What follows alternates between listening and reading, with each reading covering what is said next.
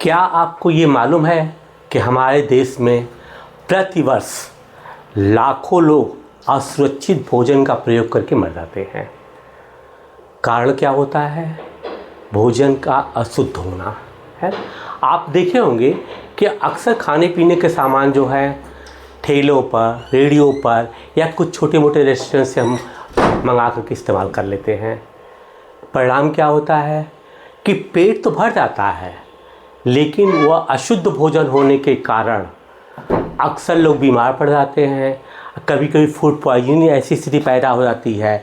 आए दिन मालूम होता है कि इस क्षेत्र में लोग अशुद्ध भोजन खा करके बीमारी पड़े काफ़ी लोग मर भी जाते हैं। ठीक है। दूसरी तरफ हमें ये भी देखना है कि क्या भारत सरकार इन परिस्थितियों से निपटने के लिए कोई विशेष अभियान चलाती है, या ऐसी भी स्थिति है क्या कि एक समय हम सुनते थे कि अकाल आता था तो काफ़ी लोग मर जाते थे, भूखमरी के कारण लोग मर जाते थे। क्या वर्तमान में भी ऐसी स्थिति है? तो भारत सरकार इन तमाम परिस्थितियों से निपटने के लिए क्या क्या कदम उठाई है और क्या भविष्य में कदम उठाएगी, इस टॉपिक में हम इन्हीं बातों की चर्चा करेंगे। दूसरी बात यह है कि इस टॉपिक को स्टार्ट करने के पहले मैं एक चीज़ आपको बताना चाहता हूँ कि देखिए, ये टॉपिक जो है यानी ऑब्जेक्टिव टाइप के क्वेश्चंस के लिए बहुत ज़्यादा भले ही इम्पॉर्टेंट नहीं है, लेकिन डिबेट, इंटरव्यू और एस्से के लिए ये टॉपिक बहुत ही अच्छा एक टॉपिक है ना। बस ये है कि अगर आपको कॉन्सेप्ट क्लियर है तो आप इन सब चीज़ों का सामना कर सकते हैं। दूसरी चीज़ क्या है, जो क्वेश्चन इंपॉर्टेंट है, जहाँ से कुछ क्वेश्चन अलग से बन सकते हैं, मैं उस पर एम्फेसिस करूँगा। और वो चीज़ अक्सर आपको लगता हो कि मैंने इतनी तैयारी भी किया है, इसके बावजूद आप जब एग्ज़ाम हॉल में बैठते हैं तो लगते हैं सोचने, वो मैंने चैप्टर तो पढ़ा था, क्वेश्चन इसी से है, लेकिन मुझे आ नहीं रहा है। हो सकता है कि क्वेश्चन उसमें रहा हो, मैं उसको स्किप कर गया हूँ। नहीं, ऐसा नहीं होता है। कई बार ऐसा होता है कि चूँकि एनसीईआरटी तो आपको टॉपिक का कॉन्सेप्ट देती है, एक इमेजिनरी स्टोरी बना करके या कुछ डाटास के बेस पर आपसे बातें करती है, लेकिन वो आपसे एक्सपेक्टेशन ये रखती है कि क्या आपने इसके बारे में और जानने की कोशिश किया है कि नहीं, है ना।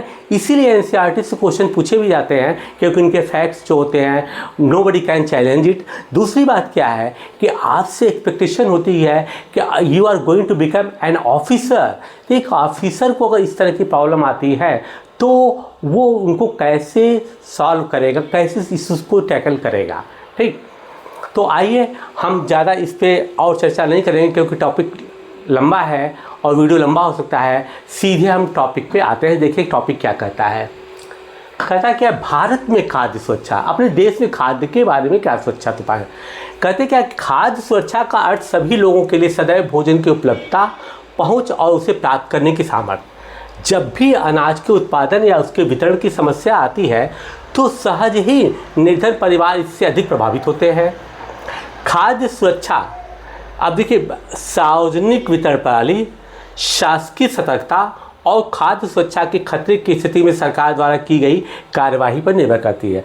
बस वही बात है कि ऐसी विषम परिस्थितियों से निपटने के लिए सरकार ने पहले ही किन किन कदमों को उठा रखा है कि अगर ऐसी कोई विषम परिस्थिति आती है तो हम कैसे सामना करेंगे, वो उसी के बारे में वो चर्चा कर रहे हैं। अब वो इस टॉपिक में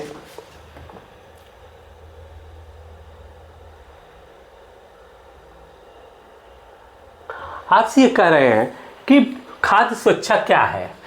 जीवन के लिए भोजन उतना ही आवश्यक है जितना कि सांस लेने के लिए वायु, लेकिन खाद्य सुरक्षा मात्र दो दिन की रोटी पानी ही नहीं है, बल्कि उससे कहीं अधिक है। खाद्य सुरक्षा के निम्नलिखित आयाम हैं। अब वो कहता है कि आपको 2 टाइम खाना मिल गया तो आप ये मत समझ लीजिए कि आपको मिल गया खाना, बस पेट भर गया है तो आप सुरक्षित हैं। तो आपको और क्या क्या आवश्यक है, वो उन्हीं बातों की चर्चा कर रही है। खाद्य उपलब्धता का तात्पर्य देश में खाद्य उत्पादन, खाद्य आयात और सरकारी अनाज भंडारों में संचित पिछले वर्षों की स्टॉक से है। पहुंच का अर्थ है कि खाद्य प्रत्येक व्यक्ति को मिलता रहे। सामर्थ्य का अर्थ है कि लोगों के पास अपनी भोजन आवश्यकताओं को पूरा करने के लिए पर्याप्त और पौष्टिक भोजन खरीदने के लिए धन उपलब्ध हो। किसी देश में खाद्य सुरक्षा केवल, देखिए अब क्या कहता है कि अब जिन परिस्थितियों की कल्पना कर रहा है, कहता क्या है कि देश के अंदर ये देखना है कि जैसे उसने कह दिया कि हमारे पास हर लोगों के पास खाद्य पहुंच रहा है कि नहीं पहुंच रहा है, फिर सरकार ने जो है उसके लिए क्या व्यवस्था कर रखी है, सरकार सभी लोगों को उनके सामर्थ्य के अनुकूल भोजन पहुंचाने की क्या व्यवस्था कर रही है।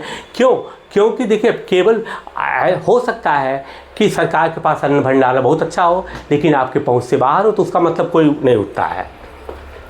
सभी लोगों के लिए पर्याप्त खाद्य उपलब्ध हो, सभी लोगों के पास स्वीकार गुणवत्ता के खाद्य पदार्थ खरीदने की क्षमता हो और खाद्य की उपलब्धता में कोई बाधा नहीं हो। कहता क्या है कि अगर ये तीन चीज़ें हैं आपके पास, तभी ये माना जाता है कि आपका देश जो है खाद्य की सुरक्षा के उपाय से सुरक्षित है। अब कहता क्या इसकी सुरक्षा क्यों है?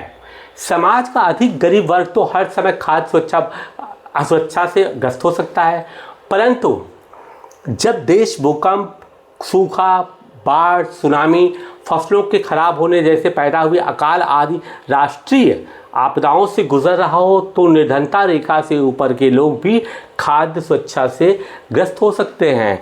कहता है क्या है कि ऐसी भी स्थिति पैदा हो सकती है, प्राकृतिक आपदा या कोई अन्य रहस्यमय बीमारी जैसे कोरोना वगैरह में आपने देखा, आपके पास पैसे हैं लेकिन दुकानें बंद हैं। दुकानें बंद है तो दुकानें बंद इसलिए हैं क्योंकि वहाँ पर कोई बेचने वाला नहीं या खाद्यान्न की सप्लाई ही नहीं हो रही है। तो कहते हैं कि खाद्य सुरक्षा इसलिए आवश्यक है कि ये मत समझिए कि जो लोग गरीब हैं उन्हीं के लिए, वो तो धनाभाव में उससे प्रभावित होते हैं, लेकिन कई बार ऐसी परिस्थितियाँ भी पैदा होती हैं जबकि आपके पास धन होते हुए भी खाद्यान्न की उपलब्धता नहीं हो सकती है। तो वो यही कह रहे हैं कि खाद्य की सुरक्षा क्यों होना चाहिए। अब उसको उन्होंने बताया है क्यों आवश्यक है।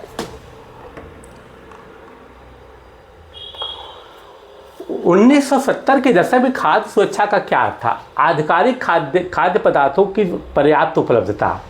ये जो कि संयुक्त राष्ट्र 1975 की रिपोर्ट है ना। अमर्त्य सेन, देखिए अमर्त्य सेन का नाम ले रहा है, इनको जो अर्थशास्त्र का नोबेल पुरस्कार भी मिल चुका है। अमर्त्य सेन ने खाद्य सुरक्षा में एक नया आयाम जोड़ा और हकदारियों के आधार पर खाद्य तक पहुंच पर जोर दिया।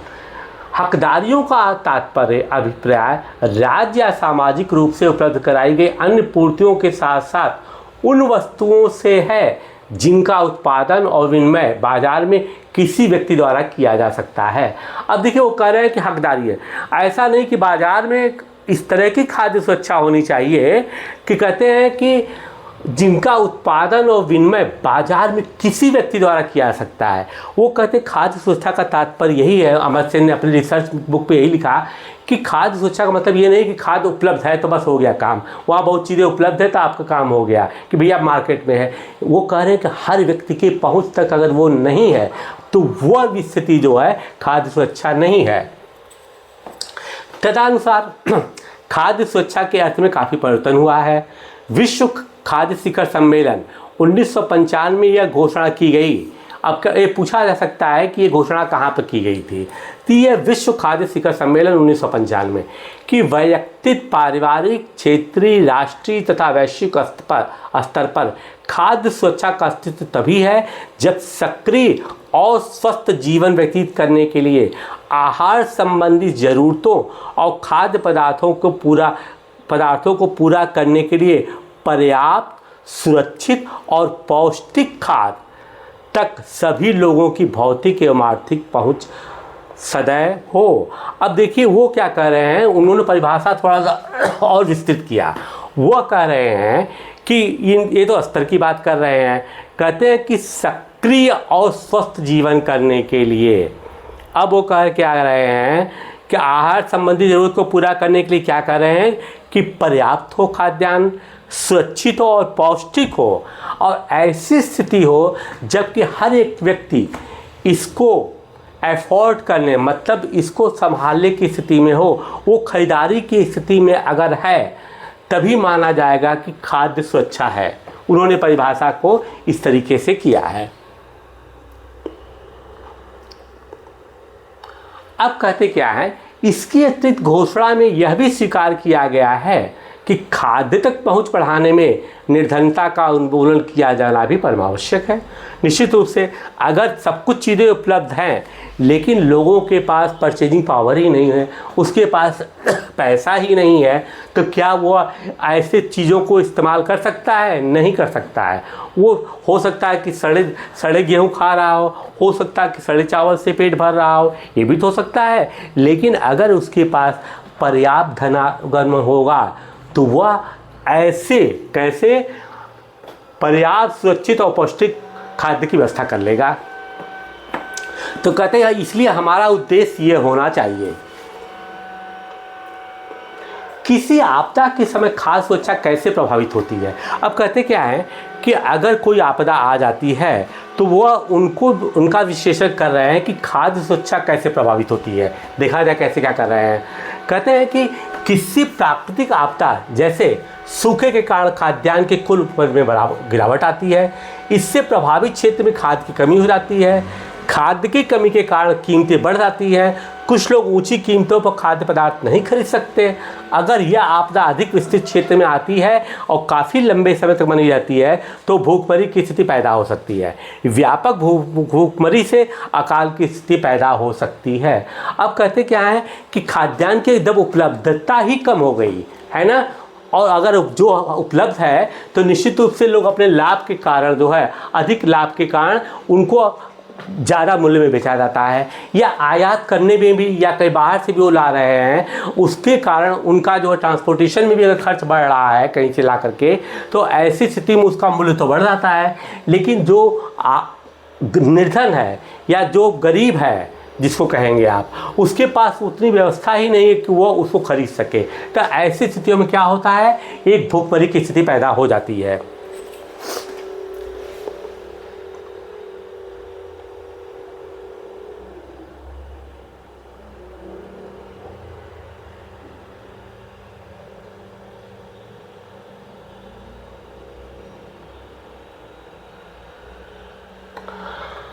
अकाल के दौरान बड़े पैमाने पर मौतें होती हैं जो भूखमरी तथा विवश होकर दूषित जल या सड़े भोजन के प्रयोग से फैलने वाली महामारियों तथा भूखमरी से उत्पन्न कमजोरी से रोगों के प्रति शरीर की प्रतिरोधक क्षमता में गिरावट के कारण होती है। इसको आप जानते ही हैं, इसमें कोई ऐसी चीज़ नहीं है जिसको कि मैं समझाऊं।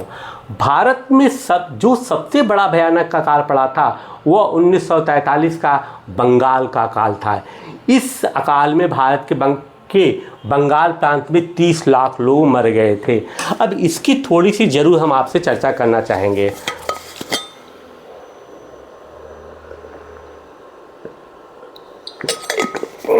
देखिए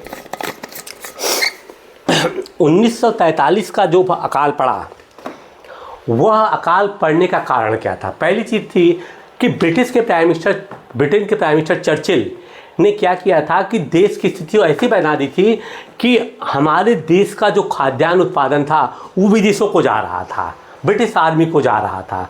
तो पहली चीज़ यहाँ पे तो खाद्यान्न कम है और जो है भी वो इंडियन के इस्तेमाल का ही नहीं बचा।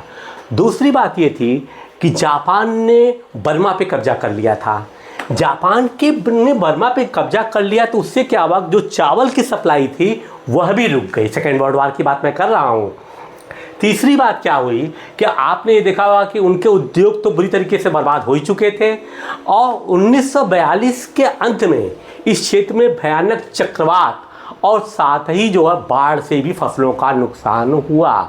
ये आप देखिए, इन्हीं सब चीज़ों को मैं कहता हूँ जो कि अगर आप ध्यान देंगे, ये नहीं कि मैंने तो पढ़ लिया कि 1943 में बंगाल का काल था, बस एक बात ख़त्म हो गया। डिटेल क्या था, इसको इन्हीं सब चीज़ों को मैं इसमें एक्सप्लेन करना चाहता हूँ। जो चीज़ें सामान्य सी है उसको तो मैं सरसरी निगाह पढ़ूंगा, ठीक। अगर आप इसी तरह के टॉपिक्स को करेंगे तो आपको चाहे रीजन एसेशन के क्वेश्चन हो, चाहे आपको ऐसे हो, चाहे इंटरव्यू में भी पूछ लिया जाए आपसे कि आपके हिसाब से बंगाल का काल क्यों पड़ा, तो ऐसी परिस्थितियों का आप सामना कर सकते हैं। क्या आपको मालूम है कि बंगाल के अकाल में सबसे अधिक कौन लोग प्रभावित हुए? चावल की कीमतों में भारी वृद्धि से खेतिहर मजदूर, मछुआरे, परिवहन कर्मी तथा अन्य अनियमित श्रमिक सबसे अधिक प्रभावित हुए। इस अकाल में सबसे अधिक वही मरे। चावल का मैंने बता ही दिया कि बर्मा क्या रीजन था। अब कहते हैं कि बंगाल प्रांत में चावल की उपज, यह एक आंकड़े दिए गए हैं। मैं हर आंकड़ों की चर्चा नहीं करूंगा क्योंकि इसको तो आप देखकर समझ सकते हैं, माना कि एक की मैं चर्चा कर देता हूँ। अब जैसे दिखा रहा है कि 1938 में क्या था, 85 लाख टन था, तो उपलब्धता कितने की हो गई, 85 लाख की हो गई। ठीक है। 1943 में क्या, उत्पादन घट करके 76 हो गया है, और आयात कितना हुआ, इतना। निर्यात का उन्होंने कारण नहीं दिया है। उपलब्धता क्या हो गया, 79 है, 3 लाख टन जो है आयात हुआ। ठीक है, 73।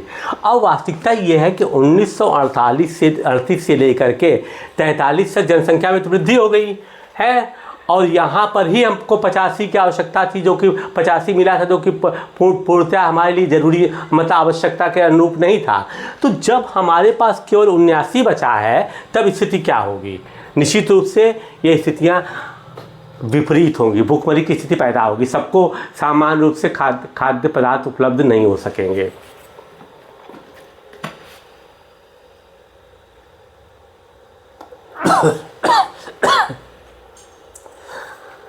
कुछ लोगों का कहना है कि बंगाल का अकाल चावल की कमी के कारण हुआ था। सारणी 4.1 का अध्ययन करें और बताएं क्या आप इस कथन से सहमत हैं।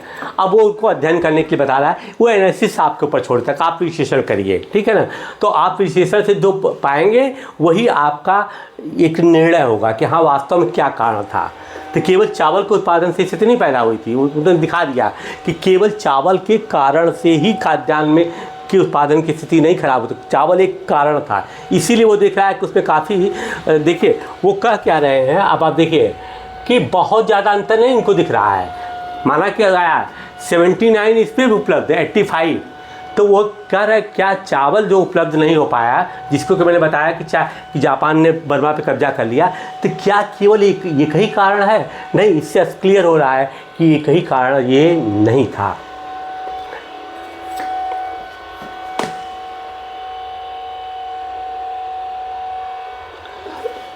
राहत केंद्र पर भूखमरी से पड़ा 1945 का सीन दिखा रहा है कि राहत केंद्र पर लोग खड़े हैं कि हमको किसी तरह से खाना मिले, और दूसरे चित्र में दिखा रहा है कि 1943 के बंगाल के काल के दौरान पूर्वी बंगाल के चटगांव जिले से में गांव छोड़कर जाता हुआ एक परिवार। ये चटगांव बाद अब बांग्लादेश में है, लेकिन पहले वो पूरी बंगाल ही कहलाता था।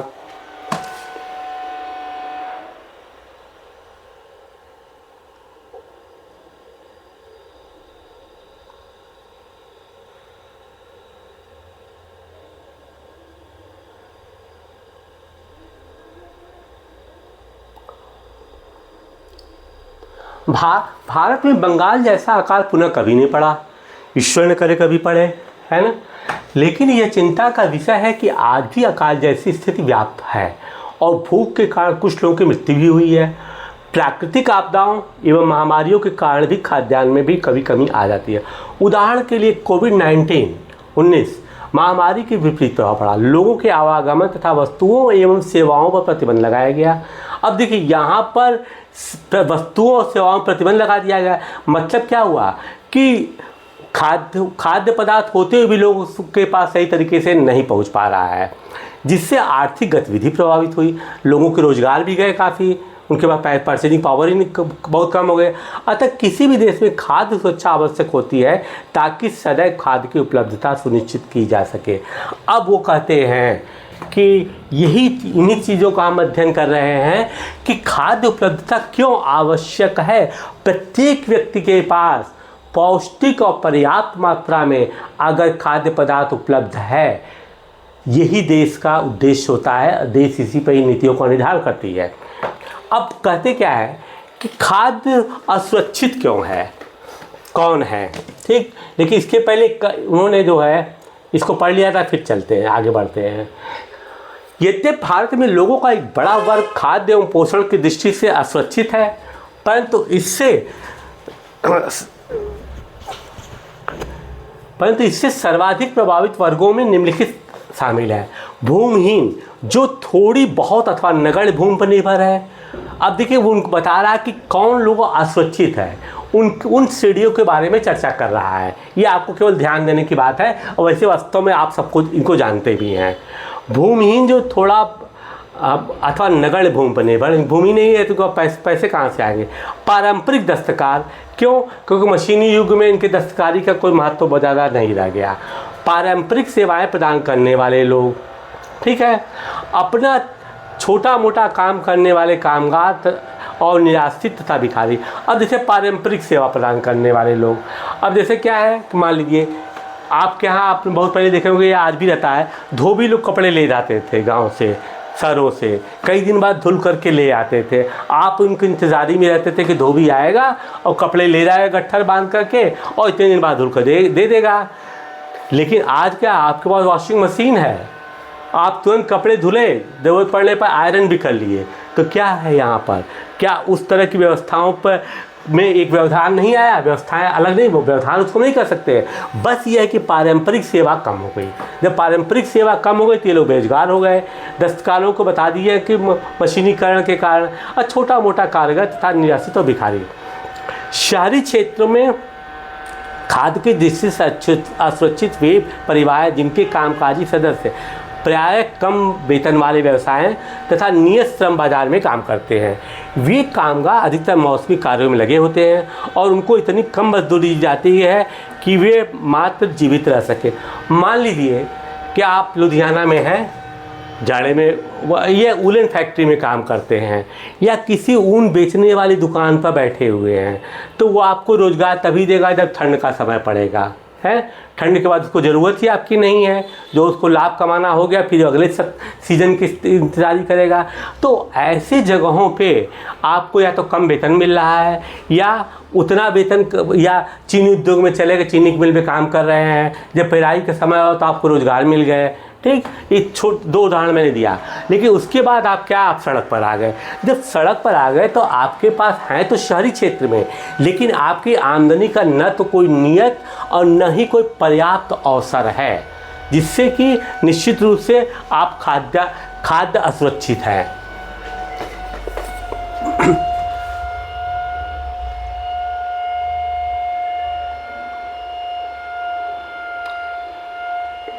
अब देखिए, एक कहानी बनाता है ना, कहानी के माध्यम से ही एनसीईआरटी को समझाने का प्रयास करता है।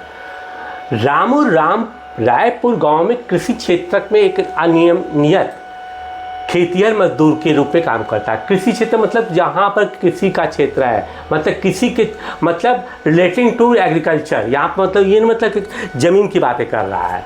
उसका सबसे बड़ा बेटा सोमू 10 वर्ष का है, वह भी गांव के सरपंच सतपाल सिंह के पशुओं की देखभाल करने वाले पाली के रूप में काम करता है, पालन पोषण करता है। सोमू सरपंच के यहाँ पूरे वर्ष काम करता है, उसे इस काम के लिए सिर्फ 1000 रुपये मिलते हैं। रामू के 3 और बेटे और उससे 2 बेटियां हैं, लेकिन वे अभी बहुत कम उम्र के हैं और खेत में काम नहीं कर सकते। रामू की पत्नी सुनहरी भी पशुओं की सफाई करने और गोबर हटाने का काम अंशकालिक करती है, मतलब हमेशा नहीं करती है। उसे अपने रोज़ाना काम के बदले आधा लीटर दूध, सब्जियों के साथ कुछ पका खाना मिलता है।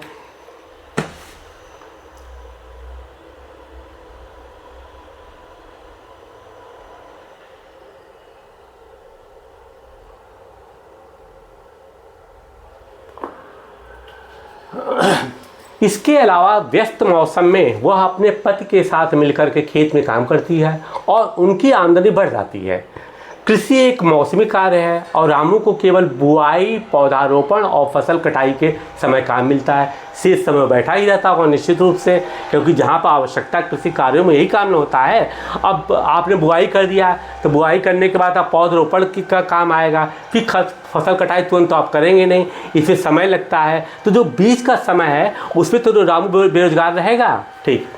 वह वर्ष से फसल तैयार होने और पकने तक की अवधि के दौरान लगभग 4 महीने बेरोजगार रहता है। तब वह दूसरे को कार्यों में काम की तलाश करता है। कभी कभी उसे ईंट भट्टे में या गांव में चल रहे निर्माण कार्यों में काम मिल जाता है। रामू अपने इन प्रयासों से नगद या फिर वस्तु के रूप में इतना कमा लेता है जिससे वो अपने परिवार के 2 जून के भोजन के लिए ज़रूरी चीज़ें जुटा सके। बहरहाल जब वह कहीं काम पाने में असफल रहता है तो उसे और उसके परिवार को वास्तव में कठिनाइयों का सामना करना पड़ता है और कभी कभी उसके छोटे बच्चों को भूखे पेट ही सोना पड़ता है।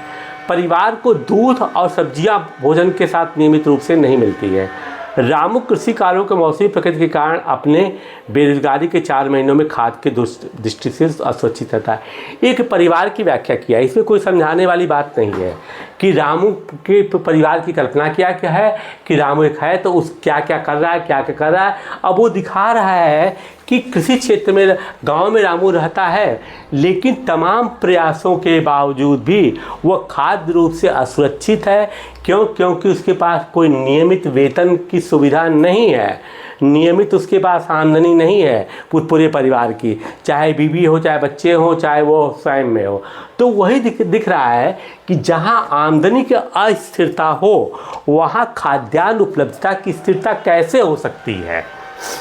तो वह निश्चित रूप से खाद्य रूप में असुरक्षित है।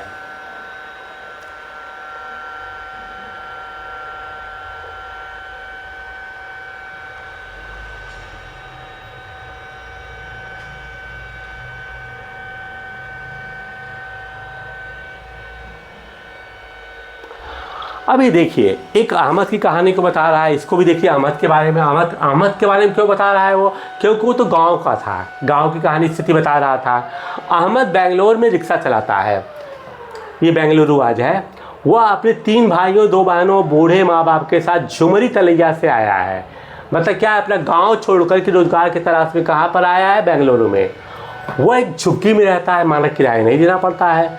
उसके परिवार के समस्त सदस्यों का पालन पोषण रिक्शा से चलाने वाली उसकी प्रतिदिन की आय पर निर्भर करता है। अब देखिए क्या है, इसकी भी आमदनी अनिश्चित है, अनियमित है। रिक्शा चला रहा है, किस दिन कमा लेगा इसका कोई वो भरोसा नहीं है। लेकिन उस पर निर्भर कितने लोग हो उसको अब आगे दिखाता है। बहरहाल उसका रोजगार सुरक्षित नहीं है, उसकी आय प्रतिदिन घटती बढ़ती रहती है। कभी कभी वो इतना पैसा कमा लेता है कि समस्त दैनिक आवश्यकताओं की चीज़ें खरीदने के पश्चात वो आय में से कुछ बचा लेता है। अन्य दिनों में वह मुश्किल से ही कमा पाता है जिससे वह दैनिक आवश्यकता की वस्तुएं खरीद सके। सौभाग्यवश अहमद को एक पीला कार्ड प्राप्त है जो निर्धनता से रेखा से नीचे के लोगों को पीडीएस कार्ड है। इस कार्ड से अहमद अपनी दैनिक ज़रूरतों के उपभोग के लिए पर्याप्त मात्रा में गेहूं, चावल, चीनी और मिट्टी के तेल का प्राप्त कर लेता है। वह इन चीज़ों को बाजार की कीमत से आधी कीमत पर प्राप्त कर लेता है।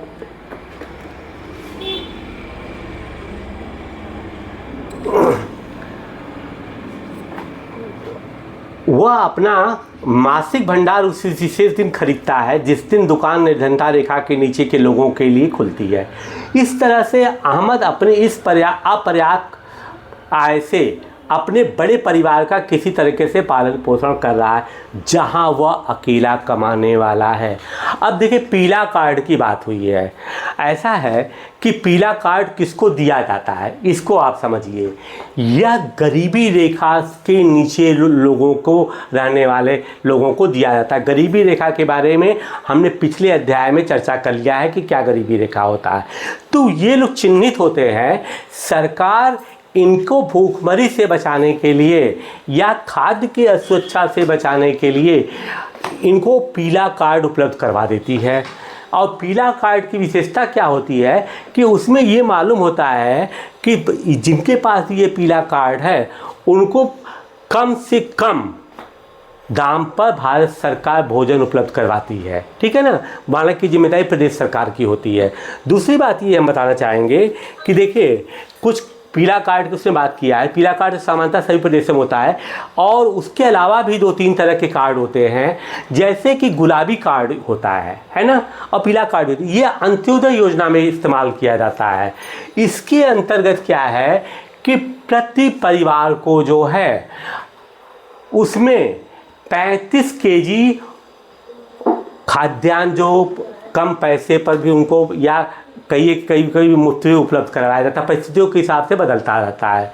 दूसरी तरफ एक और कार्ड होता है जिसको कि हरा कार्ड बोलते हैं, ग्रीन कार्ड, उसको बोलते हैं एपीएल कार्ड। एपीएल कार्ड क्या होता है, एबव पॉवर्टी लाइन, जो लोग की गरीबी रेखा के ऊपर हैं, फिर अंत में फिर एक आता है सफ़ेद कार्ड। सफ़ेद कार्ड वो है जिनको कि माना जाता है कि यह लोग जो है उच्च वर्ग के हैं।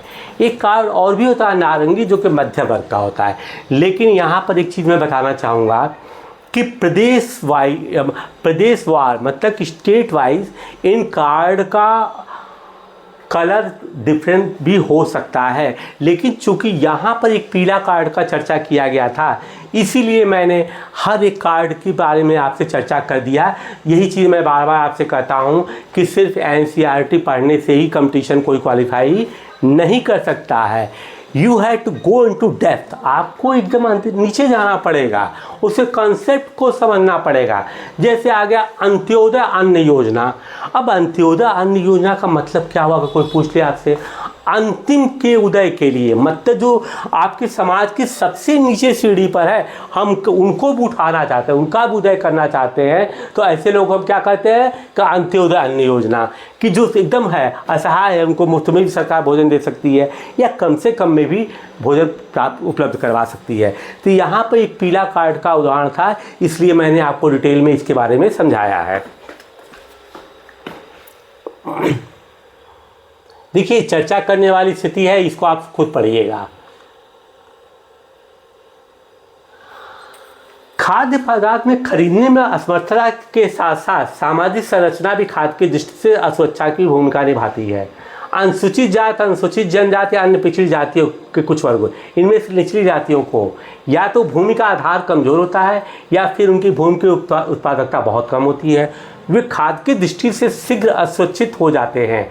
वे लोग भी खाद्य के जिससे सर्वाधिक असुरक्षित होते हैं जो प्राकृतिक आपदाओं से प्रभावित होते हैं, जिन्हें काम की तलाश में दूसरी जगह जाना पड़ता है।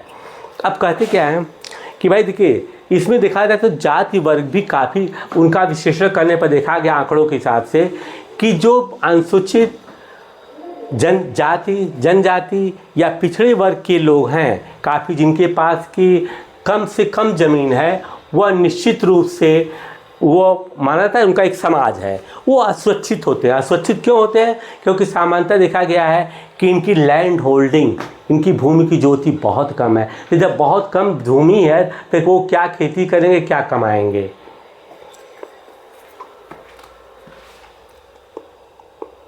अब इसमें प्राकृतिक आपदाओं की भी बात कर सकते हैं। कहते क्या है कि जो प्राकृतिक आपदाओं पर उन्हें काम की तलाश में दूसरी जगह जाना पड़ता है।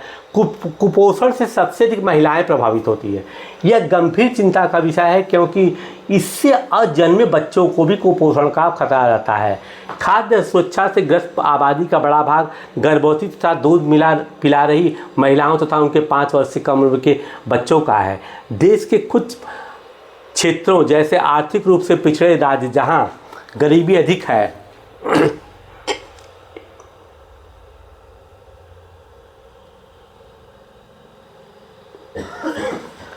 आदिवासी और सुदूर क्षेत्र, प्राकृतिक आपदाओं से बार बार प्रभावित होने वाले क्षेत्र आदि में खाद्य की दृष्टि से असुरक्षित लोगों की संख्या आनुपातिक रूप से बहुत अधिक है।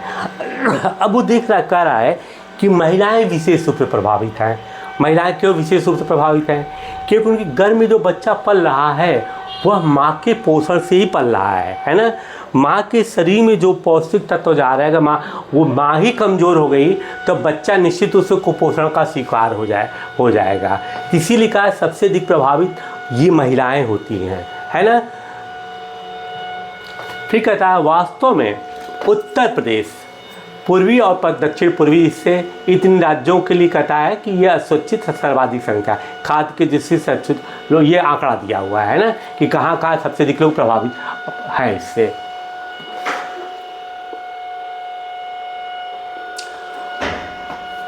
भूखमरी खाद्य की दृष्टि से असुरक्षा को इंगित करने वाला एक दूसरा पहलू है।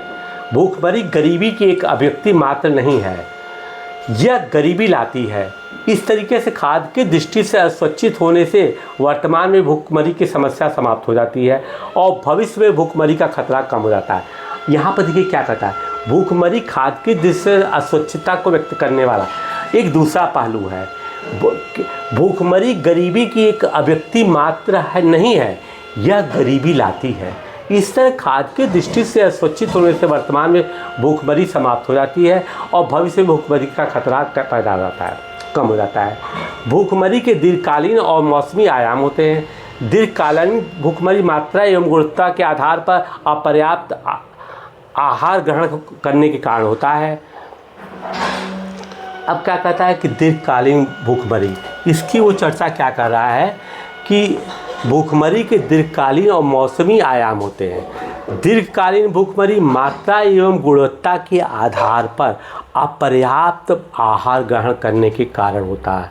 अपर्याप्त आहार ग्रहण का है ना, कहता क्या है, उनका प्रभाव कहाँ पड़ रहा है, यहीं पर हो रहा है। गरीब लोग अपने अत्यंत निम्न आय के जीवित रहने के लिए खाद्य पदार्थ खरीदने में अक्षमता के कारण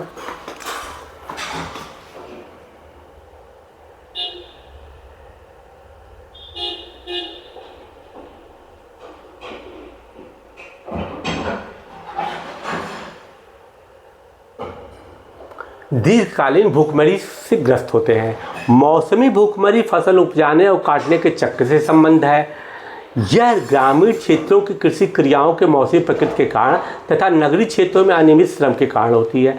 जैसे बरसात के मौसम में अनियत निर्माण श्रमिक को कम काम करता है। इस तरह से भूखमरी तब होती है जब कोई व्यक्ति पूरे वर्ष काम पाने में अक्षम रहता है। अब वो दीर्घकालीन भूखमरी की बात कर रहा है। दीर्घकालीन भूखमरी का स्थिति होगा जैसे दिव्यांग है ना। अब दिव्यांग कोई काम ही नहीं कर सकता है, न वो पढ़ा लिखा भी नहीं है, न उसके पास कोई रोजगार के अवसर है, तो क्या वो कोई खाद्यान्न उत्पादन के लिए या खाद्य की व्यवस्था करने के लिए कोई आर्थिक काम कर सकता है? नहीं कर सकता है, तो वो दीर्घकालीन हो गया। अब फिर अल्पकालीन में क्या होता है, मौसमी भूखमरी। मौसमी भूखमरी की बात वो कर रहा है कि जो मौसम में उसको रोजगार समय से नहीं मिलता है, जिसके के कारण वो अपने खाद्य उत्पादों की व्यवस्था कर सके, तो ये भूखमरी जो होती है उसको कहते हैं मौसमी भूखमरी। क्यों? क्योंकि फिर अनियत की बात करें, जैसे मान लीजिए बेंगलोर में ही अहमद रिक्शा चला रहा है, अचानक मालूम क्या हुआ कि भाई बेंगलोर में खुद बरसात हो गई, अहमद की चर्चा कर रहे हैं, और पता चला कि चारों तरफ बाढ़ आ गई है, पानी सारों सीवर लाइन में पानी बढ़ गया है, नदी नाले का पानी सड़कों पर चल रहा है, तो क्या अहमद से कोई रिक्शा चलवाएगा? क्यों चलवाएगा भाई, रिक्शा चला ही नहीं सकता है। अनियत हो गया। अनियत हो गया तो उस दिन क्या हुआ, उसकी आमदनी 4-5 दिनों 10 दिनों के लिए शून्य हो गई। तो ऐसी जो स्थिति होती है उसको कहते क्या है, अनियत। फिर दूसरी बात यह है, मान लीजिए किसी क्षेत्र में निर्माण कार्य चल रहा है, अब बरसात कार्य जब शुरू हो जाएगा तो क्या वहाँ पर जुड़ाई चिनाई या अन्य कार्य होगा? नहीं, बिल्डिंग का तो कोई भी काम हो रहा होगा, उसको रोक दिया जाएगा।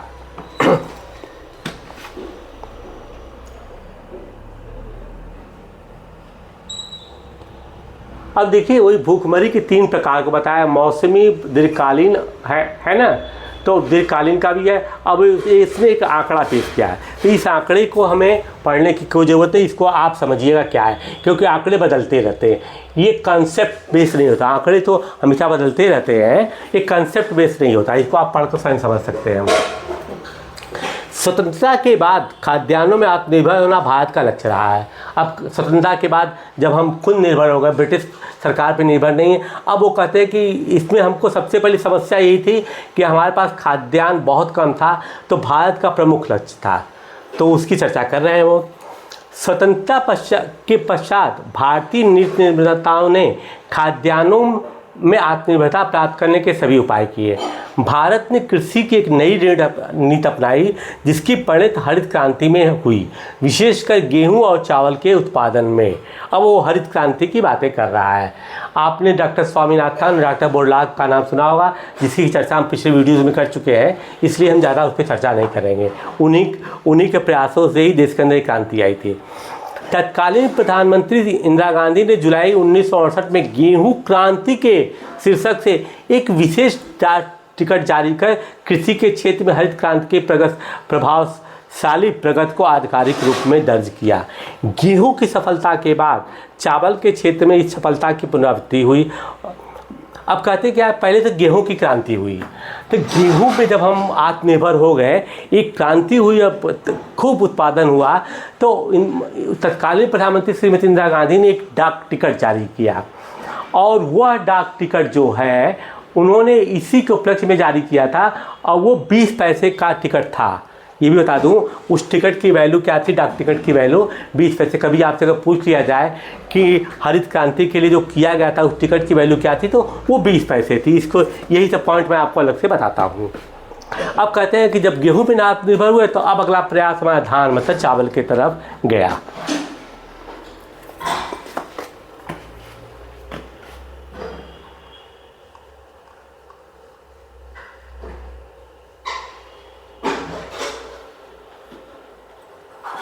अब देखिए, अब कहता है पंजाब का एक किसान HYV हाई यील्डिंग वैरायटी की बात कर रहा है, प्रकारों वाले गेहूं के एक खेत के सामने जिस पर हरित क्रांति आधारित है। वो दिखा रहा है कितना खुश है, इसने हाई यील्डिंग वैरायटी का बीज इस्तेमाल किया तो गेहूं में क्या चारों तरफ हरियाली हरियाली दिखाई दे रहा है।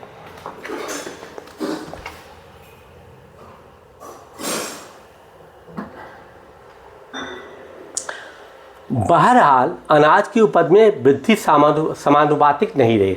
उत्तर प्रदेश और मध्य प्रदेश में सर्वाधिक वृद्धि हुई, जो कि 58 और 33 करोड़ टन क्रमशः 1900 इतने में अनाजों का उत्पादन इतना करोड़ टन है, 19 में कुल अनाजों का उत्पादन इतना करोड़ टन है। गेहूं के उत्पादन में उत्तर प्रदेश और मध्य प्रदेश में उल्लेखनीय वृद्धि हुई, जो कि 36 और 18 करोड़ टन क्रमशः 1920-21 में, और दूसरी तरफ पश्चिमी बंगाल एवं उत्तर प्रदेश में चावल के उत्पादन में उल्लेखनीय वृद्धि हुई 17 एवं 16 करोड़। ये देखिए आंकड़े हैं, वो दिखा रहा है किन क्षेत्रों में हरित क्रांति, गेहूं की क्रांति और चावल क्रांति से कितना लाभ हुआ, किन क्षेत्रों में। मतलब ये नहीं कह रहा है कि हर जगह पे पूरे देश में हर जगह गेहूं बहुत ज़्यादा पैदा होने लगा या हर क्षेत्र में बहुत ज़्यादा चावल का उत्पादन होने लगा, नहीं, वो कह समानुपातिक नहीं रहा। किसी क्षेत्र में गेहूं का उत्पादन बहुत अधिक हुआ, किसी क्षेत्र में चावल का उत्पादन बहुत हुआ, वो उन्हीं की बात की चर्चा कर रहे हैं।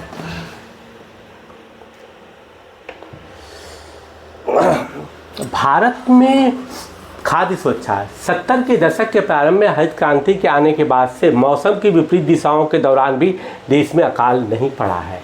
देश भर में उपजाई जाने वाली विविध फसलों के कारण भारत पिछले 30 वर्षों के दौरान खाद्यान्नों के मामले में आत्मनिर्भर बन गया है। सरकार द्वारा सावधानीपूर्वक तैयार की गई खाद्य सुरक्षा व्यवस्था के कारण खराब मौसम परिस्थितियों के बावजूद या अन्य किसी कारण से अनाज की उपलब्धता और भी सुनिश्चित हो गई है। इस व्यवस्था के दो घटक हैं, बफर स्टॉक और सार्वजनिक वितरण प्रणाली।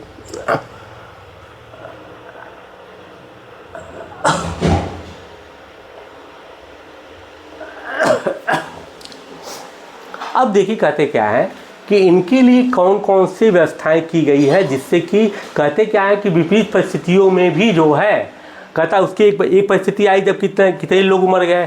कह रहा है कि 70 के बाद भी अलग अलग क्षेत्रों में विपरीत परिस्थितियाँ आई हैं, लेकिन इसके बावजूद भी देश में भूखमरी की स्थिति नहीं पैदा हुई। तो उसके लिए बता रहे हैं हुआ क्या, कैसे संभव हो सका है, तो वो उनकी चर्चा कर रहे हैं। उसके लिए दो मुख्य कारक हैं जिन्होंने हमको विपरीत परिस्थितियों से बचाया है। घटक है बफर स्टॉक और सार्वजनिक वितरण प्रणाली, मतलब पब्लिक डिस्ट्रीब्यूशन सिस्टम।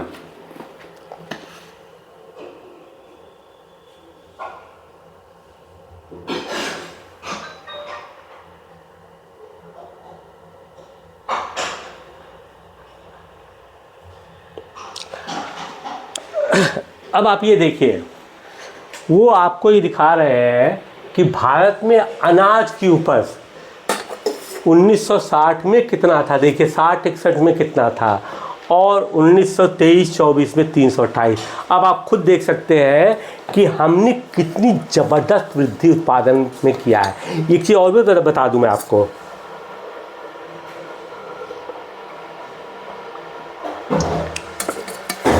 कि इस मामले में चाइना हमसे बहुत ज़्यादा प्रगति किया है। चाइना ने जो है उनकी फर्टाइल लैंड करीब इंडिया के बराबर करते रहने के बावजूद भी उन्होंने हमसे 3 गुना अधिक, 2-4 गुना 3 गुना कम से कम वृद्धि किया है। लेकिन इसका मतलब क्या है कि हम चाहें तो अभी ये 328 को आज के डेट में भी 1000 के पास ले जा सकते हैं। मतलब पृथ्वी की उर्वरक क्षमता इतनी है कि इस उत्पादन को हम ज़्यादा बढ़ा सकते हैं।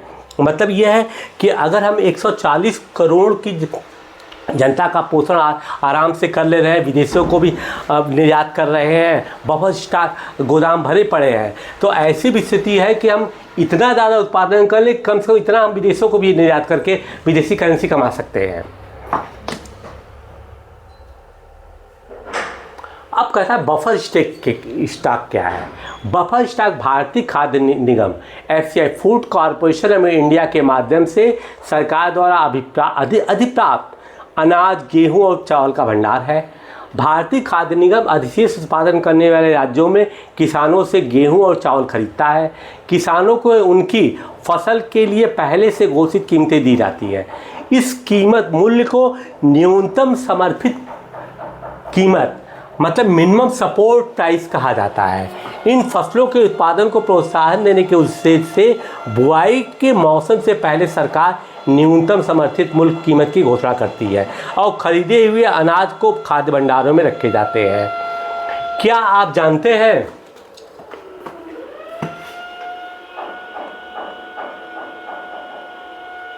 कि बफर स्टॉक क्यों बनता है? ऐसे कमी वाले क्षेत्रों में और समाज के गरीब वर्गों में बाजार कीमत से कम कीमत पर अनाज वितरण के लिए किया जाता है।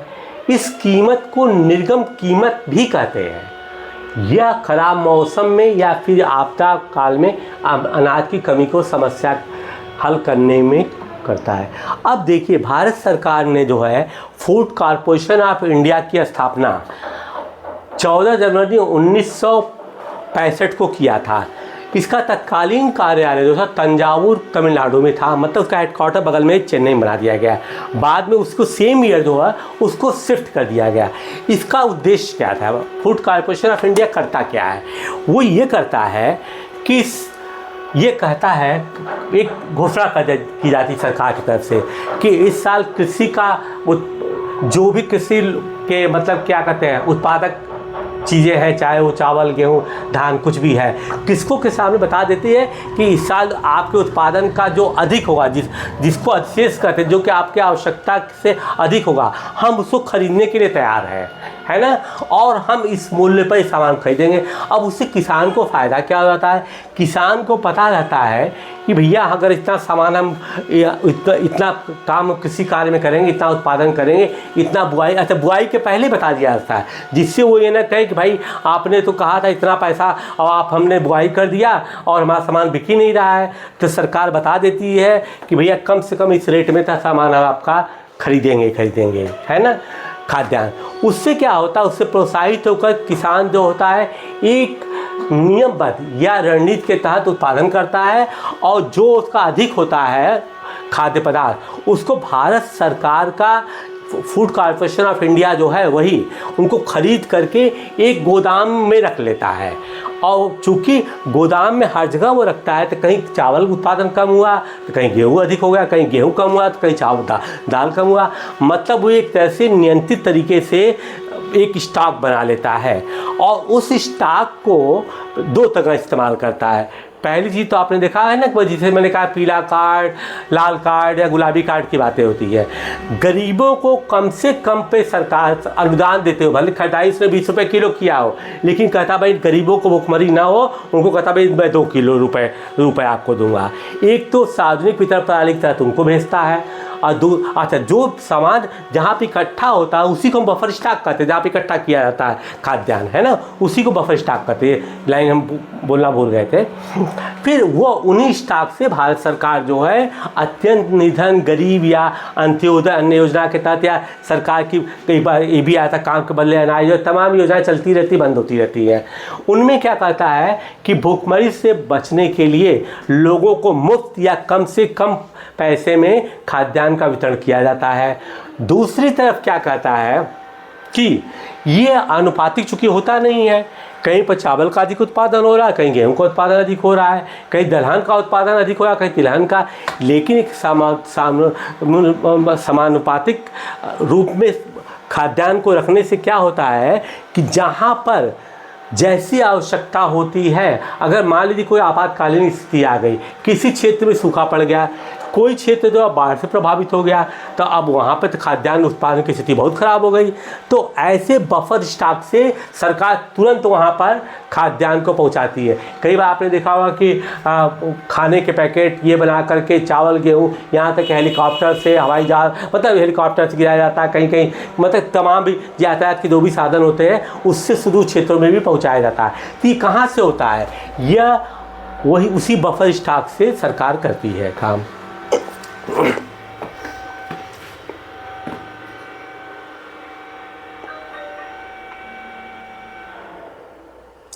सार्वजनिक वितरण प्रणाली क्या है? भारतीय खाद्य निगम द्वारा अधिक प्राप्त अनाज को सरकार विनियमित राशन दुकानों के माध्यम से समाज के सभी गरीब वर्गों में वितरित करती है। इसे सार्वजनिक वितरण प्रणाली पब्लिक डिस्ट्रीब्यूशन सिस्टम कहते हैं। अब अधिकांश क्षेत्रों, गांवों और कस्बों और शहरों में राशन की दुकानें हैं। आपने देखा होगा वो लिखा जाता है कोटेदार जहाँ होते हैं। देश भर में लगभग 5.5 लाख राशन की दुकानें हैं। राशन की दुकानों में जिन्हें उचित दर वाली दुकानें कहा जाता है, मतलब देखिए यहाँ पे सस्ता मिलता है, सरकार सब्सिडी देती है कि गरीबों तक तो ये पहुँच जाए, इसीलिए कहते हैं इन्हें उचित दर वाली दुकानें कहा जाता है। चीनी, खाद्यान्न और खाना बनाने के लिए मिट्टी के तेल का भंडार होता है। मिट्टी तेल तो बिकता नहीं है, खैर भाई ये हट गया है, लेकिन ये पुरानी चीज़ को होता है। ये सब बाजार कीमत से कम कीमत पर लोगों को बेचा जाता है। राशन कार्ड रखने वाला कोई भी परिवार प्रति माह इनकी अनुबंधित मात्रा जैसे 35 किलोग्राम अनाज, 5 लीटर मिट्टी का तेल, 5 किलोग्राम चीनी आदि निकटवर्ती राशन की दुकान से खरीद सकता है। अब वही कार्ड पर निर्भर करता है कि आपके पास कौन सा कार्ड है। उसी कार्ड के तहत आपको सुविधाएं क्या है दी जाती हैं। उसी सुविधा के तहत हो सकता है कि आपको कुछ निःशुल्क भी मिलता हो, कुछ आपको ज़्यादा भी दे दिया जाए, कुछ आपको कम भी दिया जाए। ये डिपेंड करता है सरकार की डिफरेंट स्टेज पर बनाई गई पॉलिसी पर।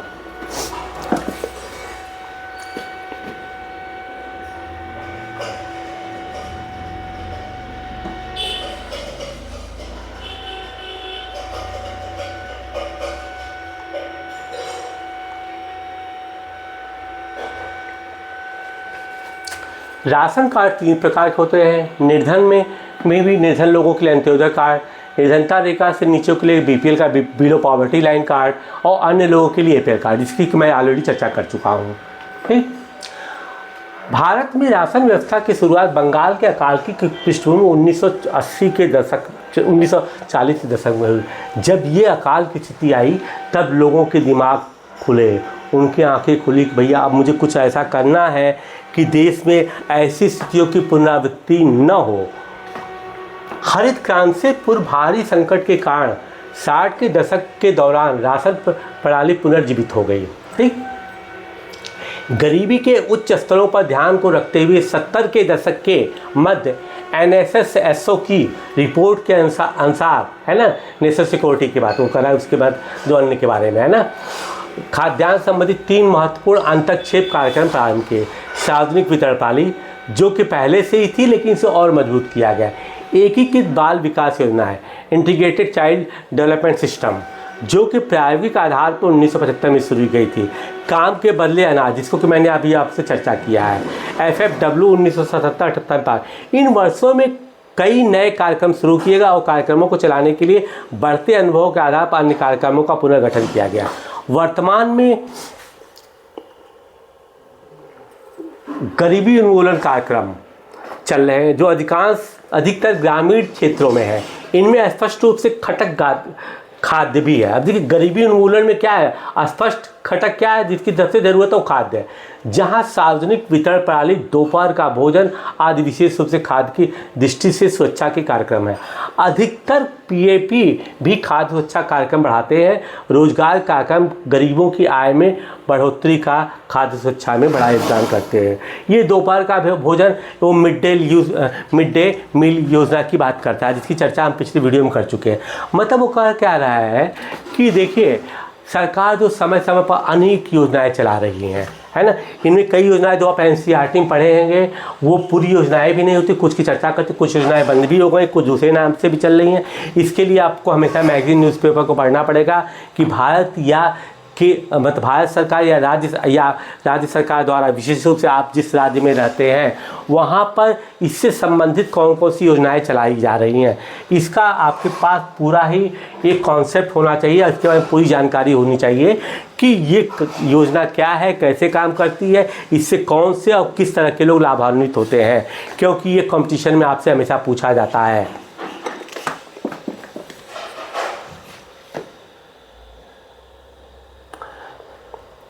अब कहता है कि सार्वजनिक वितरण प्रणाली की वर्तमान स्थिति। अब देखिए यहाँ पर दिखा रहा है कि एक कोटेदार है, यहाँ पे लोग लाइन पे लगे हुए हैं, यहाँ पर वो पीडीएस सिस्टम के तहत राशन की दुकान, कोटे की दुकान से सामान वो ले रहा है और इसको नोट कर रहा है। ठीक है, सार्वजनिक वितरण प्रणाली खाद्य सुरक्षा सुनिश्चित करने की दिशा में भारत सरकार के सर्वाधिक महत्वपूर्ण कदम है। प्रारंभ में यह प्रणाली सबके लिए थी और निर्धनों तथा गैर निर्धनों के बीच कोई भेदभाव नहीं किया जाता था। शुरू में ये था कि सब लोग कोटे की दुकान से ले सकते थे, लेकिन बाद में भारत सरकार ने देखा कितने लोग गरीबी रेखा से ऊपर उठ चुके हैं कि ये लाभ ऐसे लोगों को दिया जाए जो कि वास्तव में गरीब है। तो वही कह रहा है कि बाद में क्या हुआ, बाद के वर्षों में सार्वजनिक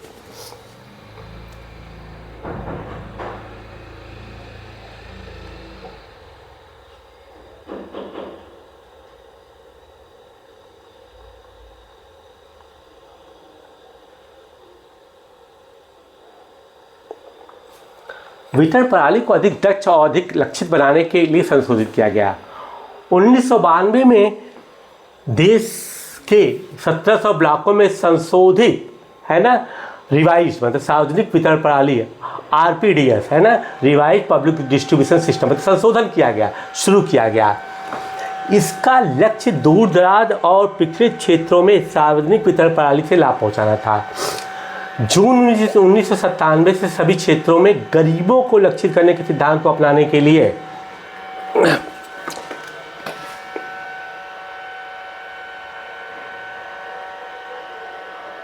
लक्षित सार्वजनिक वितरण प्रणाली मतलब टारगेटेड, लक्षित क्या है ना, टारगेटेड पब्लिक डिस्ट्रीब्यूशन सिस्टम प्रारंभ किया गया। यह पहला मौका था जब निर्धनों और गैर निर्धनों के लिए विभेदक कीमत बताई गई। इसका मतलब क्या है, यहाँ पर सिस्टम को बदल दिया गया है ना, निर्धनों के लिए कुछ और गैर निर्धनों के लिए अलग कर दिया गया। 2000 में 2 विशेष योजनाएं, अंत्योदय अन्न योजना और अन्नपूर्णा योजना प्रारंभ की गई। ये योजनाएं क्रमशः गरीबों में भी सर्वाधिक गरीब, दीन, वरिष्ठ नागरिक मतलब दीन मतलब जो हेल्पलेस है, वरिष्ठ को सीनियर सिटीजन समूहों पर लक्षित है। इन दोनों योजनाओं का संचालन सार्वजनिक वितरण प्रणाली के वर्तमान नेटवर्क से जोड़ दिया गया है। सार्वजनिक वितरण प्रणाली की कुछ महत्वपूर्ण विशेषताओं का सारांश 4.31 में दिया गया है। इन वर्षों के दौरान सार्वजनिक वितरण प्रणाली मूल्यों को स्थिर बनाए तथा सामर्थ्य के अनुसार कीमतों पर उपभोक्ताओं को खाद्यान्न उपलब्ध कराने की सरकार की नीति में सर्वाधिक प्रभावी साधन सिद्ध हुए। उसने कहा कि भाई देखिए ऐसा है कि सबको हम गरीब मानकर चलें, सबको एक ही रेट से सामान देते अच्छी बात नहीं है ना। जो लोग कुछ अच्छे हैं, जो गरीबी रेखा के आसपास है, उनको अलग काट दो। जो ऊपर के लोग हैं, गरीबी रेखा से ऊपर के लोग हैं, है ना, उनको भी सुविधाएं दो, लेकिन कम से कम सुविधा दो, क्यों काफ़ी चीज़ों की व्यवस्था वो स्वयं कर सकते हैं। वो इन्हीं बातों की चर्चा कर रहे हैं। अब आता है भारतीय खाद्य सुरक्षा अधिनियम 2013। अभी आपसे पूछा जा सकता है कि भारतीय खाद्य सुरक्षा अधिनियम किस सन में शुरू किया गया था। ये 2013। इसमें कहा क्या गया है, भारतीय खाद्य सुरक्षा अधिनियम 2013 के तहत खाद्य एवं पोषण संबंधित सुरक्षा सस्ती कीमतों पर उपलब्ध कराई जा सके ताकि मानव गरिमा रहित जीवन निर्वाह कर सके। इस अधिनियम के तहत 75% ग्रामीण जनसंख्या और 50% शहरी जनसंख्या को योग्य परिवार में वर्गीकृत किया गया। अब देखिए यहाँ पर क्या कहता है कि इस अधिनियम में जो है इनमें कितना कितना अनुपात से इनको बांटा गया है, वर्गीकरण किया गया है, वो उसके बजाय के समझ 75% ग्रामीण जनसंख्या और 50% जनसंख्या शहरी को इसमें अलग कैटेगरी बना दी गई है।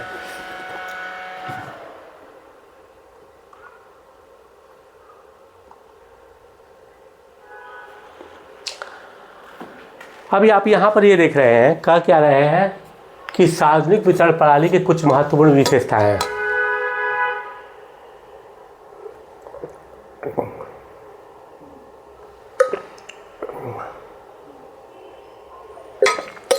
अब आप यहाँ पे देखिए कि उन्होंने क्या किया है, इसको सिस्टम को समझने की कोशिश की है, तभी आप मालूम होगा कैटेगरी कैसे उन्होंने क्यों बनाया है। हम सबकी चर्चा नहीं करेंगे, कुल लेकर चलेंगे, समझ में आ जाएगा। योजना का नाम ही क्या, आरंभ का वर्ष, लक्षित टारगेट क्या, अद्यतन मात्रा क्या, उसकी बात कर रहे हैं। निगम कीमत क्या है, कहते हैं सार्वजनिक वितरण प्रणाली 1992 तक सबके लिए था, सबको क्या मिलता था, 2 इस रेट से सामान मिलता था। लेकिन 1992 में संशोधन कर लिया गया, कहा गया कि नहीं भैया सबको इसी रेट पर नहीं दिया जाएगा। अब क्या कहा उन्होंने, कहा ये इसको उन्होंने पिछड़े ब्लॉक में इसको लागू किया। कहा जो लोग उच्च मतलब कि जो पिछड़े ब्लॉक हैं, कमज़ोर ब्लॉक हैं, जहाँ पर कि माना जा रहा है काफ़ी गरीब लोगों उनको शामिल किया गया। इसमें कहा गया कि 20 किलो अनाज दिया जाएगा, है ना। अब उनका देखिए गेहूं का रेट बता दिया कि नहीं भाई ये जो है 2.8 रहेगा और चावल का रेट ये कम कर दिया गया। फिर लक्षित वितरण प्रणाली यहाँ से लेकर कार्यान्वयन, उसमें इन्होंने कहा कि ये किस पर लागू होगा, निर्धन तथा गैर निर्धन, below poverty line, APL above poverty line. इसके तहत क्या किया गया, 35 किलो वजन देने, 35 किलो खाद्यान्न प्रति महीना देने की बात किया गया। इसका रेट बदलता गया। इसी तरीके से अन्य योजनाओं को भी आप देख सकते हैं कब कैसे लागू किया गया, किसमें क्यों सुधार किया गया। मतलब क्या है कि समय और गरीबी के आधार को देखते हुए, देश के गरीबी और अक्षम लोगों के आधार को देखते हुए समय समय पर इसमें जो परिवर्तन किया गया है वो आंकड़ा इसी को दिखा रहा है।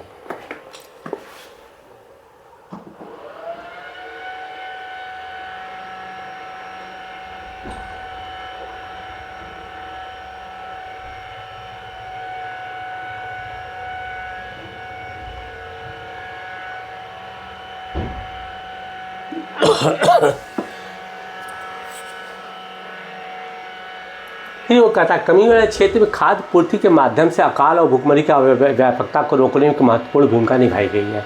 मतलब वही PDS वो बता रहा है भारतीय खाद्य निगम के बारे में कि तरह तरह योजनाओं के तहत क्या सार्वजनिक वितरण प्रणाली में। इसके अतिरिक्त आमतौर पर निर्धन परिवारों के पक्ष में कीमतों का संशोधन होता रहा। कहता भाई कि उनके लिए बताया गया कि जो जिनकी आमदनी इतनी है उनको इतने पर मिलेगा, जिनकी आमदनी थोड़ा इससे अधिक है उनको थोड़ा मालूम नहीं जाए कि उनकी परचेजिंग पावर अधिक है तो भाई आप खरीद सकते हैं, तो आपको क्यों उस रेट पर दिया जाए। ठीक, न्यूनतम समर्थित कीमत और अधिप्राप्त से खाद्यान्नों के उत्पादन की वृद्धि में योगदान दिया गया। कुछ क्षेत्र में किसानों की आय की सुरक्षा प्रदान की। अब किसानों की आय की सुरक्षा का मतलब क्या हो गया, क्योंकि सरकार ने बता रखा है कि भैया अगर आप इतना इस रेट पर सामान बेचेंगे तो मैं आपको इतने रेट पर गेहूँ हम खरीदने को तैयार, इतने रेट पर चावल खरीदने को, जितना भी आपका उत्पादन है आप लाइए मैं खरीदूँगा। इससे मतलब किसान को लगा कि भाई अगर हम खेती करेंगे और जितना ज़्यादा अन्न होगा, ऐसा नहीं कि हमको सड़क पर बेचना पड़ेगा या मंडी में लेकर घूमना पड़ेगा, कम से कम इतना तो है कि इतना सरकार हमारा खरीद ही लेगी। वो अलग बात है कि आप कहीं बेचें। FCI के भंडार अनाज से भरे हैं, कहीं कहीं अनाज सड़ रहा है तो कुछ स्थानों पर चूहे अनाज खा रहे हैं। नीचे दिया गया आरेख 4.2 में केंद्रीय पूल में खाद्यान्न का स्टॉक और उसकी मौजूदा मापदंडों में अंतर को दर्शाती है।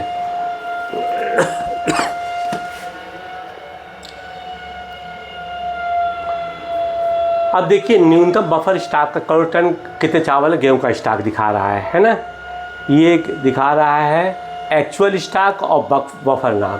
ये दिखा रहा है कि एक्चुअल स्टॉक हमारे पास, देखिए बफर क्या है, बफर नाम इतना कम से कम हमारे पास इतना रहना चाहिए, है ना। यहाँ पर देखिए 214.1 है, लेकिन वर्तमान स्थिति क्या है, दूने से भी अधिक 2.5 गुना करीब इतना है। यहाँ पर देखिए स्थिति क्या है, ये इतने पर होना चाहिए, हम यहाँ पर है, इतना कम से कम होना चाहिए, हम यहाँ पर है, 2.5 गुना करीब है। मतलब वही दिखा रहा है कि हमारी स्थिति ये है कि बफर स्टॉक आज की डेट में पूरा भरे पड़े हैं, उनका उपयोग नहीं हो पा रहा है, यहाँ तक चूहे को खा रहे हैं। मतलब इस तरीके से हमने जो है खाद्यान्न उत्पादन में वृद्धि किया है। अब अंत्योदय अन्य योजना, एक योजना की चर्चा कर रहा है। माना कि देखिए मैंने ये बताया कि काफ़ी योजनाएं इनमें से बंद हो चुकी है, कई नई योजनाएं आ चुकी है। देखिए चूँकि NCERT में कहा गया इसलिए मैं इसको ससी निगाह पढ़ कर बता दे रहा हूँ। अंत्योदय मतलब क्या हुआ, अंतिम का, मैंने बताया कि गरीबी की रेखा के अंतिम पायदान पर जो बैठा उसका भी उदय किया जाए, मैंने पहले चर्चा किया है। अंत्योदय अन्न योजना दिसंबर 2016 में की गई थी। इस योजना के अंतर्गत लक्षित सार्वजनिक वितरण प्रणाली में आने वाले निधनता रेखा से नीचे के परिवारों में 1 करोड़ लोगों की पहचान की गई। 1 करोड़ लोगों को संबंधित राज्य के ग्रामीण विकास विभागों ने गरीबी रेखा से नीचे गरीब परिवारों को सर्वेक्षण के आधार पर चुना। 2 रुपये प्रति किलोग्राम गेहूँ और 3 रुपये प्रति किलोग्राम की अत्यधिक आर्थिक सहायता प्राप्त दर पर प्रत्येक पात्र परिवार को 25 किलोग्राम अनाज उपलब्ध कराया गया। अनाज की यह मात्रा अप्रैल 2002 में 25 किलोग्राम से बढ़ाकर 35 किलोग्राम कर दी गई। जून इतने में बढ़ाकर 50 लाख अतिरिक्त बीपीएल परिवार को 2 बार जोड़े गए। इससे इस योजना में आने वाले परिवारों की संख्या 2 करोड़ हो गई।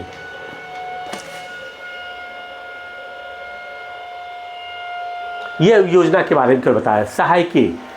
सहायकी क्या होता है? सब्सिडी वह भुगतान है जो सरकार द्वारा किसी उत्पादक को बाजार कीमत की अनुपूर्ति के लिए किया जाता है। सहायकी से घरेलू उत्पादकों के लिए ऊंची आय कायम रखते हुए उपभोक्ता कीमतों से कम किया जा सकता है। जैसे वाली पेट्रोलियम प्रोडक्ट है, हम कहते हैं कि हमको सरकार जो है 100 रुपये लीटर पेट्रोल दे रही है, मान लीजिए, लेकिन क्या आपको पता है कि वास्तव में 100 रुपये जो लीटर है सरकार को करीब 150 भी पड़ सकता है, 200 भी पड़ सकता है। लेकिन सरकार जानती है कि भाई हर एक आदमी को अगर 200 रुपये पेट्रोल देंगे तो यातायात व्यवस्था या संचार व्यवस्था डगमगा जाएगी। इसलिए सरकार उसको कम से कम पैसे में, कुछ अपने पैसे में, जो टैक्स जो सरकार के पास पूंजी होती है, उन पूंजी को लगा करके भी जो है वह कम पैसे में आपको उपलब्ध करवाती है। वही स्थिति जैसे खाद्यान्न में भी है कि उसने 20 रुपये किलो खरीदा लेकिन गरीबों को 2 ही रुपये किलो मिला, तो वो 18 रुपये कहाँ से आ रहा है? उसी को बोलते हैं सहायकी। इसको हिंदी में अनुदान भी बोला जाता है।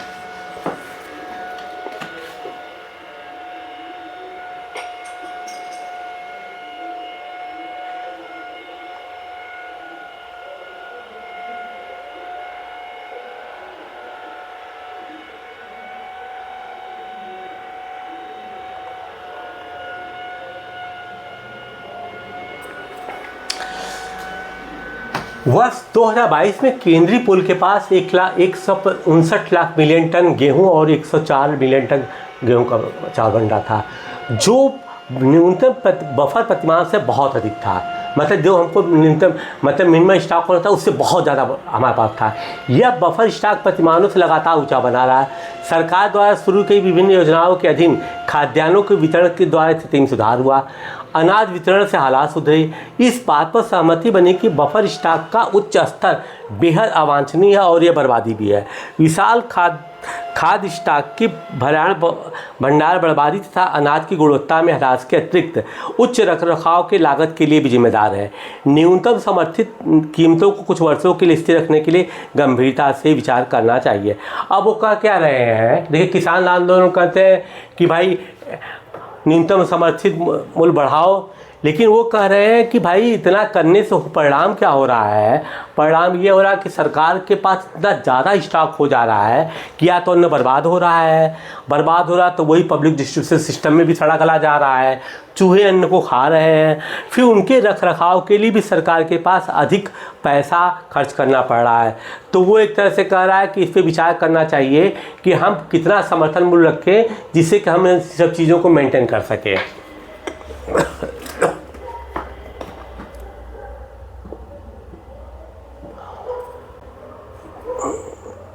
वर्धित न्यूनतम समर्थित कीमत पर अनाज की अधिक खरीदारी प्रमुख अनाज उत्पादक राज्यों जैसे पंजाब, हरियाणा और आंध्र प्रदेश की ओर से डाले गए दबावों का नतीजा है। इसके अलावा चूंकि खरीदार कुछ समृद्ध क्षेत्रों इतने में मुख्यतः 2 फसलों गेहूं और चावल तक सीमित है, न्यूनतम समर्थित कीमत में वृद्धि ने विशेषतया खाद्यान्नों का विशेष और राज्यों के किसानों को अपनी भूमि पर मोटे अनाजों की खेती समाप्त कर धान और गेहूँ उपजाने के लिए प्रेरित किया। जबकि मोटे अनाज गरीबों की प्रमुख भोजन है। मोटे अनाज गरीब, अब देखिए धान की खेती के लिए सघन सिंचाई से पर्यावरण और जल स्तर में गिरावट भी आई है और जिससे इन राज्यों में कृषिगत विकास को बनाए रखने में खतरा पैदा हो गया। अब देखिए इसके उलट वो प्रदेश की बात कर रहा है, क्या रहा है कि न्यूनतम समर्थित मूल्य बढ़ाने से किसानों के अंदर एक चीज़ आ रही है कि हम ज़्यादा से ज़्यादा उत्पादन करें, सरकार इस पर खरीदेगी, ज़्यादा से ज़्यादा लाभ मिलेगा। परिणाम क्या हो रहा है कि वो अन्य जो मोटे फसल है उनको उनका उत्पादन बंद कर दिया। कह रहा भाई देखिए मोटे जो खाद्यान्न है वो तो गरीबों का है। दूसरी बात क्या हो गया कि इससे अधिक जो है, अब क्या होता है कि लोगों ने उनका उदाहरण दिया कहाँ कहाँ क्या है। वो तो हमेशा चाहेंगे अधिक से अधिक मूल्य पे सामान बिके, हर एक आदमी चाहता है कि अधिक से अधिक सामान बिके, वो कोई किसानों की बात नहीं है। फिर कहते क्या है कि अब ये सिंचाई के लिए मान लीजिए धान है, धान में पानी की बहुत आवश्यकता होती है, तो निश्चित रूप से बहुत पानी की आवश्यकता होगी, तो नीचे तमाम जगह बोरवेल खुद रहे हैं, ये खुद रहे हैं, पानी निकाला जा रहा है, उससे भू स्तर भी जो है वो गिरता जा रहा है। तो वो कह रहा है कि कहने को तो वो खाद्यान्न की स्थिति अच्छी हो रही है, लेकिन उससे अन्य समस्याएं भी जनित हो रही हैं जिसको कि ध्यान देने की जरूरत है।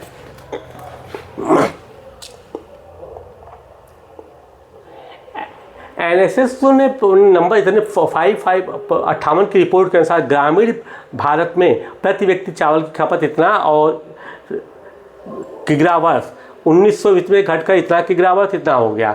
अब वो दिखा रहा है कि वो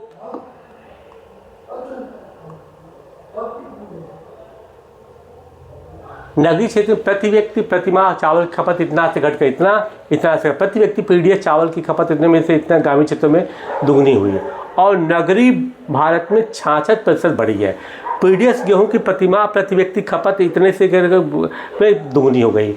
पीडीएस डीलर अधिक लाभ कमाने के लिए अनाज को खुले बाजार में बेचना, राशन की दुकानों में घटिया बाजार में बेचना, दुकान कभी कभी खोलना जैसे अपचार करते हैं। ये समस्याएं आप गांव में जाएंगे या गांव में कभी चले जाएंगे, कोटेदारों की स्थिति बिल्कुल जिसने एनसीईआरटी ने कहा है वो काफ़ी बिल्कुल सही है। राशन की दुकानों में घटिया किस्म के अनाज का पड़ा रहना आम बात है जो नहीं बिक पाता है।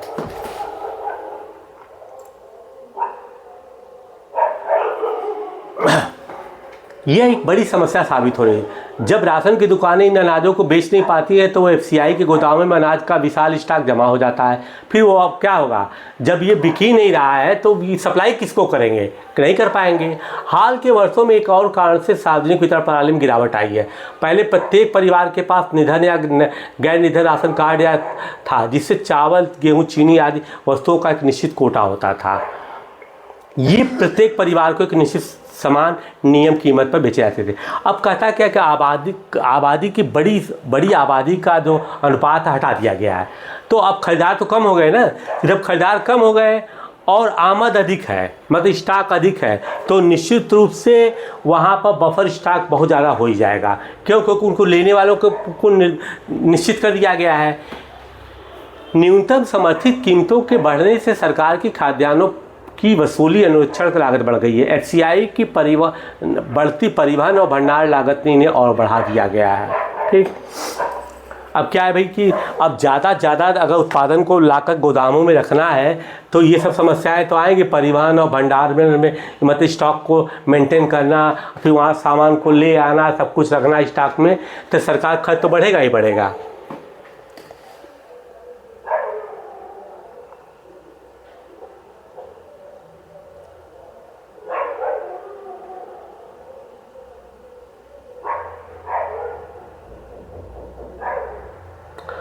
आज आप जो 3 प्रकार के कार्ड और कीमतों की श्रृंखला देखते हैं, पहले ये नहीं थी। बड़ी संख्या में परिवार राशन की दुकानों से अनाज खरीद सकते थे।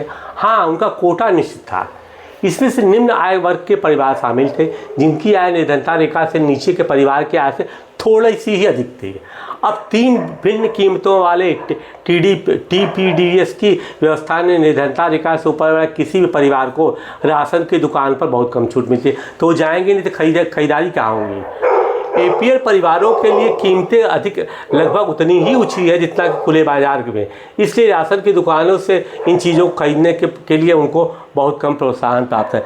कहते क्या है कि उनके लिए जो एपीएल है उनको भी लगभग उसी रेट पर मिल रहा है, तो राशन की दुकानों पर क्यों जाएंगे सड़ा गला खरीदने के लिए, या वहाँ उनको उसी सामान से वो बाजार में घूम कर 20 दुकानों से अच्छा सामान लेंगे, भले 10 पैसे अधिक लेंगे हैं, तो उनके पास वैरायटी रहेगी, उनके पास एक बड़ा मार्केट है जहाँ से जाकर के अपनी सुविधा के साथ खरीद लेंगे।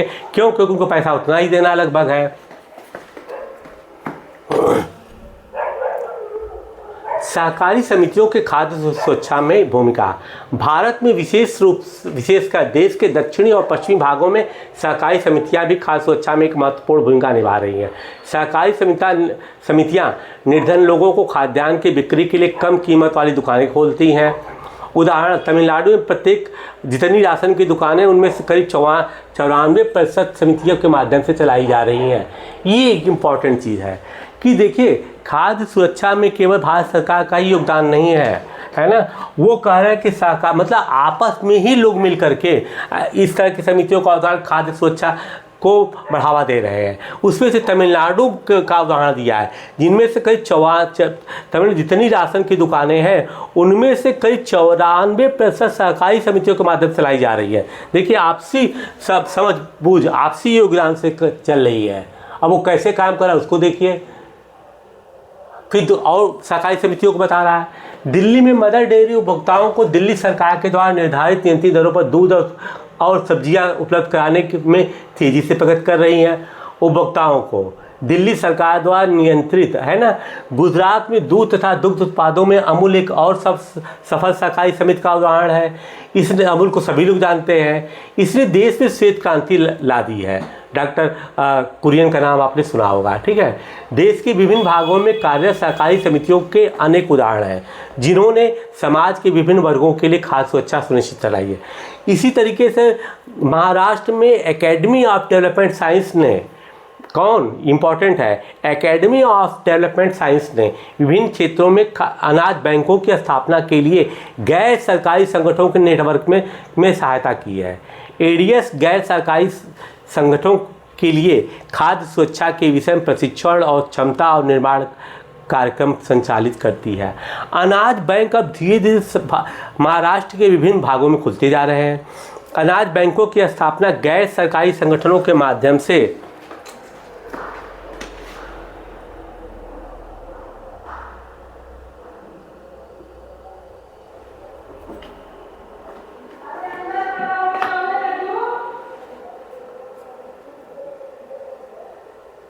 उन्हें फैलाने और खाद्य सुरक्षा पर सरकार की नीति को प्रभावित करने में एडीएस की कोशिश लग जा रही है। एडीएस अनाज बैंक कार्यक्रम को एक सफल और नए प्रकार की खाद्य सुरक्षा कार्यक्रम के रूप में स्वीकृति मिलती है। अब देखिए, इस मतलब पाठ के अंत में वो बता रहा है कि केवल भारत सरकार ही इस पे काम नहीं कर रही है, इस पे तमाम सहकारी समितियां जो है मतलब क्या है, वो परस्पर योगदान से काम करके एक समिति बना करके उसका लाभ लेती है, सब कुछ है। लेकिन इस दिशा में वो काम कर रही है, जिसमें उसने हर क्षेत्रों को बताया कि तमिलनाडु में कोई कैसा कर रहा है, एडीएस क्या कर रहा है, अनाज बैंक की स्थापना, भाई अनाज बैंक है, हम गए अनाज जमा कर आए वहाँ पर, जिसको जब जरूरत पड़ी उतना अनाज लेते आए वहाँ पर। जैसे सरकार में पैसा, बैंक में पैसा जमा करते, आवश्यकता अनुसार निकालते रहते हैं। तो आपने देखा कि इसमें जो है, इस पाठ में मूलतः जो है भारत के अंदर खाद्य सुरक्षा के विषय में क्या क्या कार्यक्रम चलाए जा रहे हैं, किस तरीके से उनका कार्यान्वयन हो रहा है, और साथ ही इसमें क्या समस्याएं आ रही हैं, क्योंकि समस्याएं आ रही तभी तो बार बार उन पर परिवर्तन किया जा रहा है, उस पर विशेष रूप से चर्चा की गई है। आशा है कि मैंने इस पाठ में जो भी चीज़ें थी माना कि कई चीज़ों को मैंने सर से नहीं पढ़ा है, क्योंकि वो चीज़ ऐसी नहीं जिस पर हम बहुत ज़्यादा चर्चा करें। मोटी मेन बातों को मैंने चर्चा किया है, क्योंकि वो टाइम किल करने की बात है, जिसको स्वयं भी आप समझ सकते हैं। तो अगले टॉपिक में, और इस टॉपिक में पढ़ाने के बाद मैं एक चीज़ ज़रूर कहूँगा कि अगर आपको ऐसा लगता है कि इसमें किसी स्तर पर और सुधार की आवश्यकता है, या आपके कोई सुझाव हैं, तो निश्चित रूप से मुझे भेजिए, जिससे कि मैं अकॉर्डिंगली मतलब उस हिसाब से उस पर आने वाले वीडियो में कार्य कर सकूं, है ना। अगले वीडियो को जब मैं लेकर के आपके सामने आऊँगा वो 10th क्लास का वीडियो होगा, और आज ये जो आपका 9th का वीडियो समाप्त हो गया। अगले वीडियो की इंतजार करने के लिए धन्यवाद। Till then, bye bye.